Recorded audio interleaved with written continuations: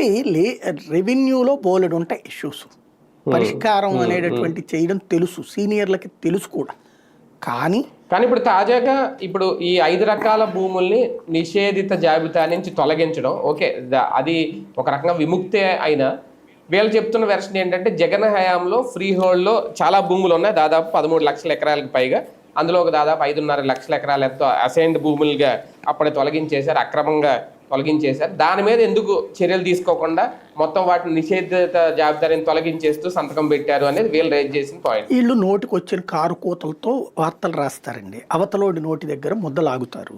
ఆ తర్వాత మేము చెప్పినట్టు ఎందుకు జరగలేదంటారు. అన్ని పనికిమాలిన వార్తలు, అబద్ధాల వార్తలే. ఇప్పుడు మీ చేతిలో భూమి ఉంది, మీకు హక్కు ఇచ్చేశారు, గవర్నమెంట్ డ్యూటీ అది ఇచ్చింది. 2019 ముందు చేద్దాం, ఇదే జ్యోతి ఎన్ని అబద్ధాలు రాస్తుందో చూడండి. నాకు బాగా గుర్తు, మనమే వీడియోలు చేస్తున్నాం కదా. 2019 అప్పుడు ఏమని రాశారంటే 2019కి ముందు ఈ ఫ్రీ హోల్డ్ తీసేయాలనుకున్నారు, అప్పుడు తీసేద్దాం అనుకుంటే అధికారులు నిరాకరించారు అని రాశారు. అప్పుడు 2022లో జగన్ టైంలో మళ్ళీ ఈ పాయింట్ వచ్చింది తెర మీదకి. వచ్చినప్పుడు వాళ్ళు ఓకే చేశారు అధికారులు. అప్పుడు ఇదే రాధాకృష్ణ గారు ఎడిటోరియల్ కాలంలో రాశాడు, చంద్రబాబు చెప్పినప్పుడు, ఇన్ని సంవత్సరాల అనుభవం ఉన్నటువంటి చంద్రబాబు చెప్పినప్పుడు కుదరదు.